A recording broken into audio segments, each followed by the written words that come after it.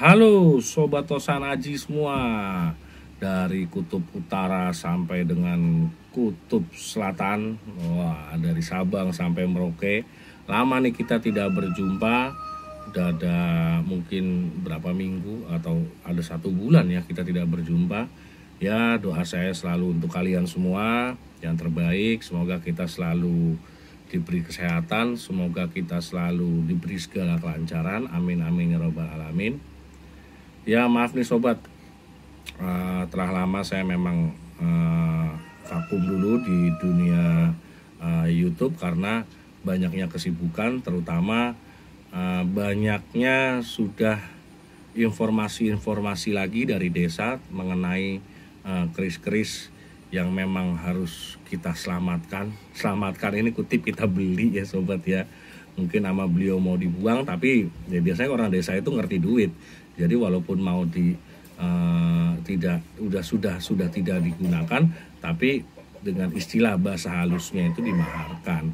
Alhamdulillah saya mendapatkan beberapa pusaka, beberapa keris dari desa yang telah ya dibilang apa ya jadinya ya, telah cukup menyita waktu saya karena memang wirawiri. Jadi saya selama tidak bikin konten, mau saya syuting pun karena medianya jalannya itu tidak memungkinkan, susah bawanya sendirian, takutnya kepleset malah jatuh amsyong ya kan, HP saya bubar. Keris apa yang saya dapat kemarin ini sobat, dan masih ada lagi sebetulnya. Nanti kita review satu-satu. Ini sobat, ini keris yang saya dapat.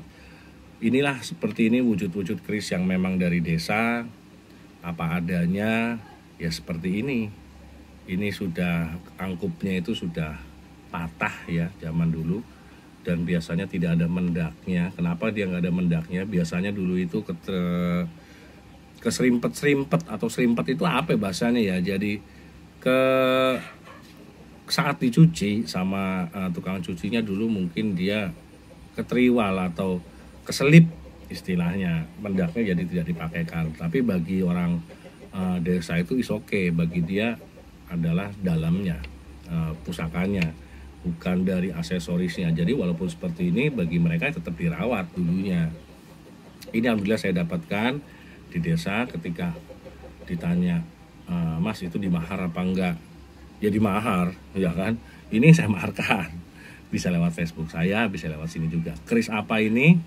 Yuk kita review bareng-bareng. Jangan kemana-mana, tetap di channel saya.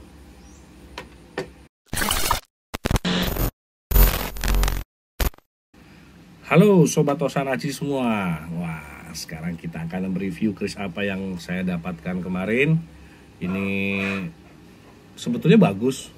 Kalau dari rangkanya pun, dedernya itu sebetulnya dia pakai kayu trembalu, tapi sudah dicat ulang.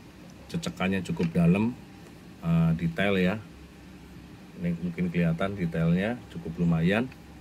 Dan yang ini juga dia iras, tapi sayang angkupnya sudah patah. Memang udah dari sananya. Keris apa? Kita buka sobat. Ini yang saya dapat kemarin. Wih, keris berdapur Panimbal sobat semua. Alhamdulillah. Tuh sobat, masih sangat masih lumayan, masih utuh. Luk 9 Panimbal, tangguhnya Amangkurat. Nah, bercerita sedikit tentang dapur Panimbal ini,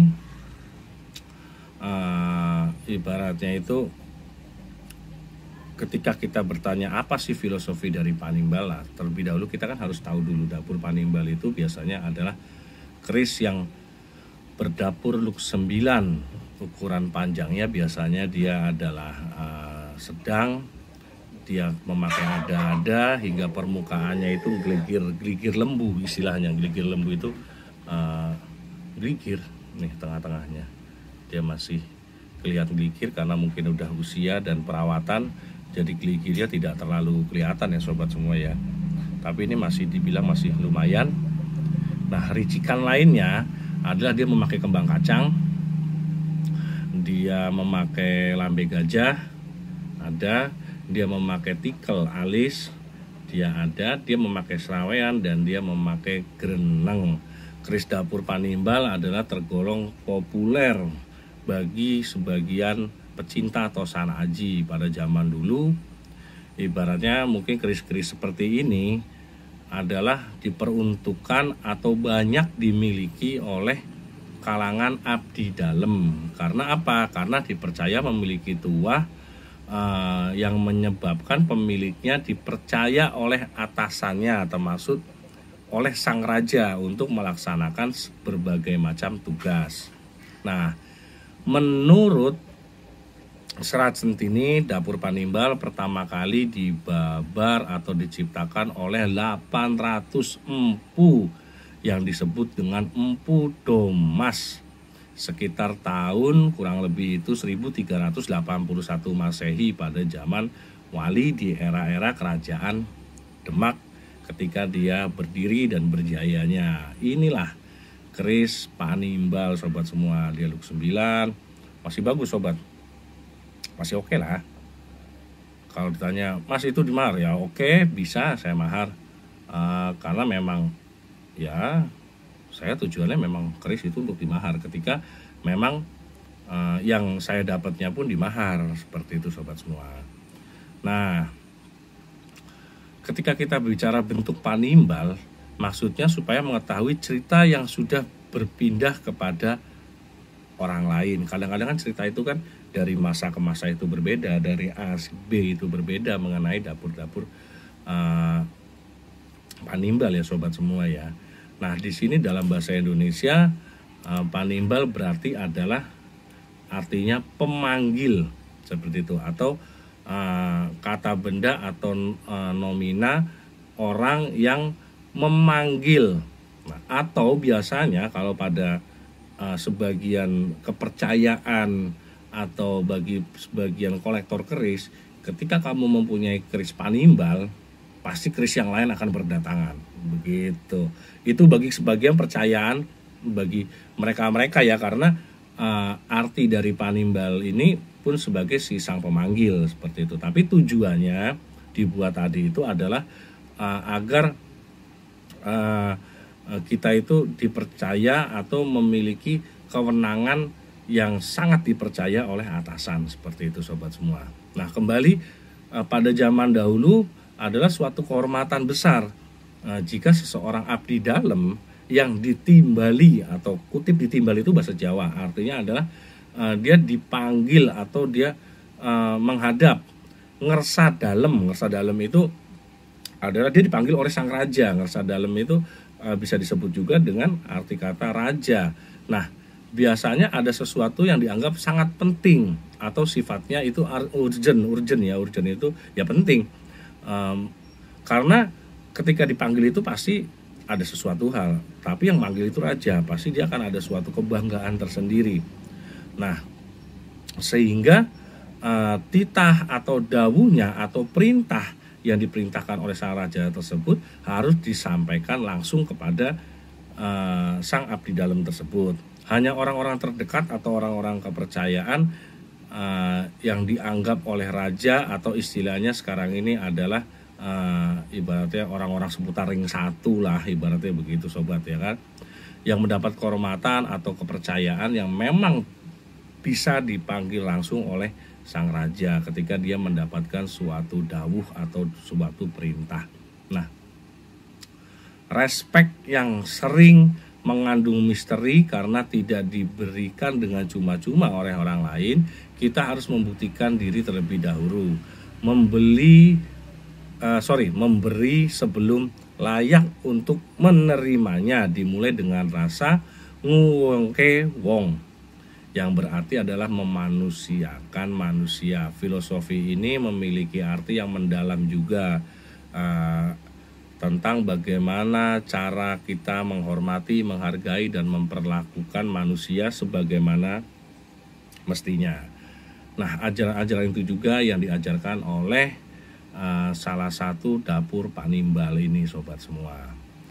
Dimana ketika dengan kita menabur benih-benih kebaikan, hal-hal yang baik juga akan menular atau kita akan memanggil datang dengan sendirinya kepada diri kita, karena kita memang sudah menebar kebaikan seperti itu sobat. Nah, sekarang mengenai tangguh.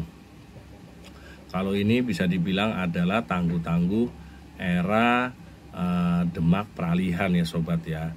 Atau ada yang bilang juga ini adalah masuknya era Mataram Amangkurat. Kenapa bisa ngerti seperti itu? Karena dari materialnya sobat semua. Kita mengamati material karena sering menanting, sering mengamati, jadi kita paham. Tidak hanya untuk menebak-nebak atau mereka-reka, karena ilmu keris adalah ilmu yang sebetulnya ya ilmu bisa dilihat, bisa dipelajari dari materialnya, seperti itu sobat semua. Oke. Kalau dari pamornya, ini pamornya Wosuta. Wosuta itu adalah beras yang tumpah, beras luber, beras Wosuta ya beras tumpah.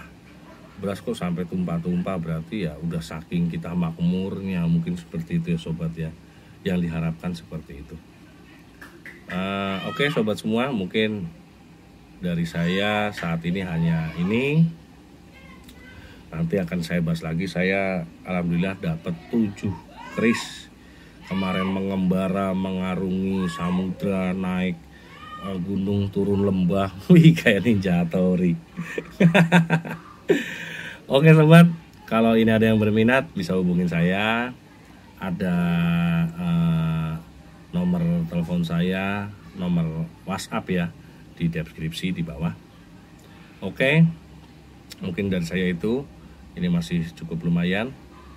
Satu lagi tips saya, ketika Anda itu ingin memiliki sebuah keris atau ingin membeli sebuah keris, jangan lupa adalah kita harus mengetahui informasi detail dari keris itu. Kalau dari foto, minta foto sedetail-detailnya untuk menghindari adanya ibaratnya itu penipuan ya. Ada barang yang tidak di orangnya tapi diakui ada di orangnya. Jadi mintalah informasi mengenai keris itu sedetail-detailnya, foto, video, dan lain-lain. Itu saran saya. Oke sobat semua, terima kasih banyak. Insya Allah kita akan bertemu lagi dalam beberapa waktu ke depan, dan pastinya channel saya akan tetap selalu ada. Berkat dukungan kalian semua, jangan lupa untuk subscribe, untuk share, berbagi kita bersama, saling belajar, saling sama-sama nguri-nguri budaya atau menjaga, ikut melestarikan. Oke, terima kasih sobat semua. Ya udah, oke, thank you.